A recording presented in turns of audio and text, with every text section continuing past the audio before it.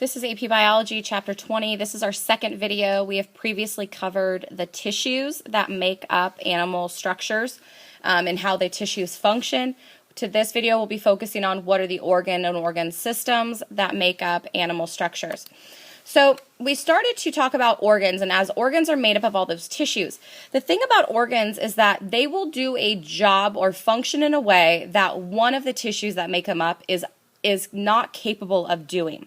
And so rather we take tissues, we put them together, and then collectively they can do a specific function.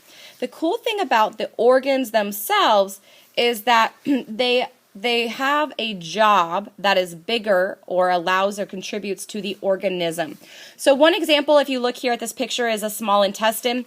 If you look at the small intestine, this structure is actually made up of several different types of tissue. So you have your epithelial tissue, because that's what goes on the outside of all of your organs. Then you have connective tissue, because the connective tissue is what's connecting the epithelial and the smooth muscle tissue. If you notice here, you'll see that it has blood vessels within it. The smooth muscle is what allows for contraction. So now we're moving the food through the small intestine. And then the smooth muscle is actually connected, again, by connective tissue to the internal epithelial tissue, which lines not only the outside of organs, but the inside of organs. And if we look here, here's our columnar, simple columnar shaped cells. This simple allows for diffusion of nutrients in and out of the intestine directly into our bloodstream or our connective tissue, and that blood will then circulate those nutrients where it needs to go. Now, what are all of the organs or organ systems that we'll be looking at? Well, the organ systems are going to be doing jobs that maintain the organism. So we have a digestive, a respiratory, a circulatory, the immune, the lymph system, which works very closely with the immune and circulatory. We have our excretory system, which involves our kidneys, the endocrine, which is our hormone system, our nervous system.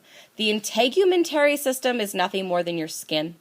The skeletal system, the muscular system, and then our reproductive systems. Now, all of these are the organs that are involved in each of the digestive systems. So the digestive system is made up of the mouth, the esophagus, the liver, the stomach, the small intestine, large intestine, and the anus. The respiratory system has your nasal cavity, which is actually like your nose and mouth, your larynx, your trachea, your bronchi, and your lungs. The circulatory system has the heart, and then it has bazillions of blood vessels that are also part of it. The lymph and the immune system go together, and they're made up of the bone marrow, the thymus, the spleen, the lymph nodes if you're in the lymph system, and then all the vessels that are used. The excretory system is your kidneys, your ureter, which connects to your bladder, and then the bladder delivers the pee outside of your body using your urethra. The endocrine system is the pituitary, the thyroid, the thymus, the adrenal gland, the pancreas, the testes if you're a male, ovaries if you're female. The nervous system is your brain and spinal cord, and then again, all of those nervous tissues that we've previously talked about in the first video. The integumentary system, as I said, is just your skin. Your skeletal system is not just bones, but it's actually the cartilage that holds the bones together, and it's in close association with your muscular system because your muscular system is actually attached to your bones. The reproductive system depends on whether you're male or female. Now, the thing that we're going to look at when we talk about all of these systems is how do we know about them? Well, we use imaging technology. So some of the technology that we use to figure out the inside of our body is things like X-ray, right? And X-ray goes through soft tissue and it only bounces off of hard things like teeth, bones, and tumors. Tumors are actually visible on film because there's such compact grouping of cells that they actually show up. Now, one of the things is that if you get too much radiation, which is what the X-ray is, it can lead to cancer, and it doesn't show us our soft tissues. If we want to see our soft tissues, what we basically need is a CT scan, and that is a computed tomography. And what that is it's basically going through your body and showing us a 3D tool for things that are soft tissues.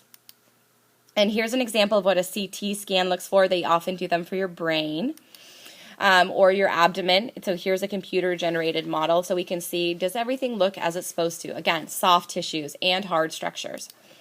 Then we have the MRI. And this is a really cool thing that allows us to see those soft tissues and those, but it gets rid of the dense structures. So this is really good where we want to look at things like nervous tissue, but not the bone that the nervous tissue is connected to. And so this is a way that we actually have been allowed to have a greater access for detecting problems in those very soft structures.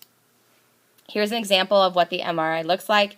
If you're looking closely at this, you'll notice that it is a fetus. It is a developing embryo.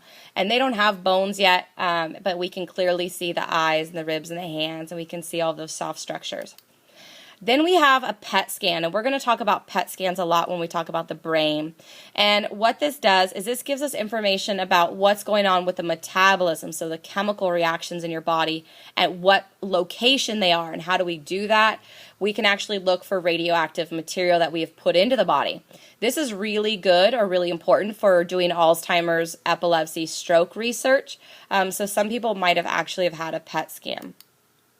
And this is how we can tell what the brain is doing when we're hearing. You can actually see where all of the where all of the activity is occurring. When we see, you can see where all of the, whoops, I didn't mean to do that with the video, sorry. You can tell what part of our brain we're using when we speak, and you can tell what part of our brain we're using when we're talking. And so this has been a powerful tool for figuring out what part of the brain is, or what part of the body is responsible for certain functions. Then we're going to move on from here to our third video, and our third video will be all about the organism structures and systems.